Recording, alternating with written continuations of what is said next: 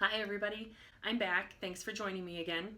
I often get messages or emails saying, what is it like going through this divorce? I have little kids, I have big kids, I'm in this situation, I'm in that situation. I am just now, for lack of a better term, getting to the meat of my divorce. So I think we're all about to find out. I plan on sharing all of this as it unfolds as much as I can legally. Not only am I obviously anxious to get it over with, anxious to move forward, move on, and cut that boat anchor loose and get him out of my life, I am now very interested in a clinical sense to see how he is going to react to the things that are happening. For the most part, nothing really significant has happened. We've had the pretrial hearing, a pretrial hearing. From the looks of it, the judge is going to lean towards taking care of me. And thanks to my peach of a mother, I am, not working. I don't have a job. John supports me staying home. He also supports me working if I choose to work. I'm working on some things here on my own time, some little small business type ventures, and he is definitely behind me on all of that. But he firmly believes that I'm still very much in a healing process, and he wants me to take my time deciding what I might want to do moving forward as far as another job and position, career, so on and so forth. Basically whatever I'm doing, he is supporting it. And that's why I love him, because he's just behind me no matter what I decide. Because I am not working, because there's this huge disparity in, my income, lack of, and what the ex-narc, brings in on an annual basis, the judge is leaning towards me, and we do have 24 years under, I have 24 years under my belt. He didn't participate very much.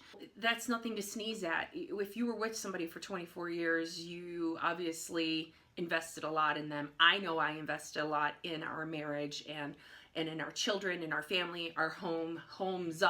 Fortunately, the law does look at those things, and it sounds like those things will sort of be in my favor, hopefully, in the long run. Again, it's still very preliminary, and because things have gone so sour for me in the last year and a half, I don't get my hopes up or believe it until I see it. But so far, that's the way it's leaning, and we've heard nothing from his camp. I remember him early on saying he has a legal team. I was like, what is he, OJ? We've heard nothing from his legal team, or him for that matter, about any of the issues that were brought up. I wouldn't be surprised if he's looking for his third, fourth attorney, whatever it might be, because he's not hearing what he wants to hear. And so from a clinical sense, it's going to be very interesting to see and hear how this unfolds, because basically what's happening is a narc is getting backed into a corner. You and I both know they don't like that. I'm really curious as to how this will unfold and exactly what will happen. I fortunately have an excellent attorney. I think he's rather afraid of him, and he should be. Will just be interesting to sort of observe all of that from the outside and see what exactly is he going to do. How is he going to react to all this? You don't get straight answers out of narcissists. You can't get a straight answer to save your life out of a narcissist. It's yes, but, no, but, it's not like that in the legal system. And if he can't come up with a straight answer, our judge will come up with one for him.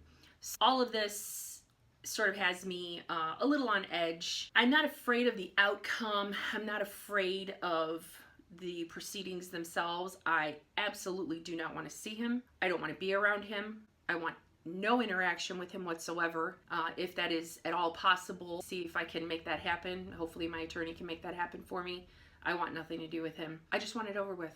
I just want it over with. I want him out of my life. I don't want his last name anymore. I don't want anything to do with him. And I'll be a lot happier when all of that is over with and I don't have to deal with any of that. For those of you who say you don't take that step because you're afraid of hurting people, you're afraid of hurting your family, you're afraid of hurting your kids, you're afraid of hurting friends, the people around you, you're afraid of the actual process itself. What am I going to be left with? What am I going to have to sacrifice? I got to the point where I was afraid of living my life the way I was living it for the rest of my life. I couldn't bear the thought of doing that. It took losing my father, losing my very, very, very best friend, to say, I can't do this anymore. The only positive person who was in my life, the only person who had good things to say, the only person who recognized my efforts, it took losing him to say, enough is enough. I can't do this anymore. Once he was gone, I realized that there wasn't a single person around me who did that, who offered those things. And I realized how empty my life was. A lot of you in your communication with me sound as though your life is already empty. It sounds as though you're already there, and I would urge you to leave. My fear of staying in that life became bigger than all of those little fears that I had. That's what made me finally decide, I'm done. I can't do this anymore. Whatever obstacles you think you see right now, if you're still in that relationship, they become clearer. You suddenly start to come up with solutions. You suddenly start to come up with a different way of thinking. Your thinking becomes clearer and more logical. You find a better way to reason. You find it easier to reason when that person is out of your life. When you're no longer listening to them and their nonsense, and they're not just badgering you daily with their negative crap, you start to think clearly and find solutions and feel better, and you're healthier and happier and so on. If you think that it's just hopeless, you're wrong. You need to get out. You'll see everything clearly. You'll find solutions. You'll be a completely different person. Once again, I go back to what I said a couple videos ago. You're not your true self when you're with a narcissist. That person is in hibernation. That person is just, that person is inside of you somewhere, just waiting to come out when the narcissist isn't around. When that person knows the coast is clear, and oh, I can be happy, I can smile, I can feel good, I can do the things that I take an interest in, I can be happy, I can have hobbies. That person is gonna lay low while you're with the narcissist, period. So find a way to get out, find a way to make it happen. As far as what it's like divorcing a narcissist, we are all about to find out, and I will share it as I go, as much as I can, within my legal limits. But nothing really to speak of. Hopefully in the next couple of weeks here, we're going to find out what happens when you back him into a corner, because right now, he's pretty well backed into a corner. He is not happy.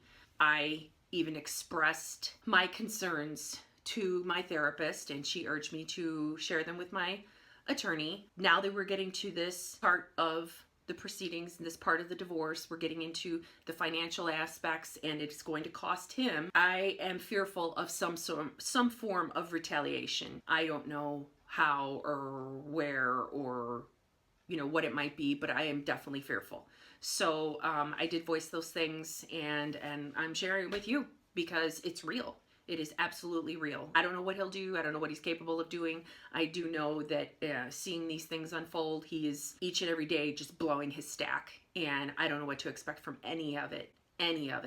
So it's all, I think, going to be very interesting for me as well as all of you as I share it. Make sure you stay tuned. Make sure you tune back in for upcoming videos. I'm still going to be having a video in the very near future with a very special guest. You don't want to miss that either. If you liked this video, if it helped you at all, make sure you like it and make sure you subscribe.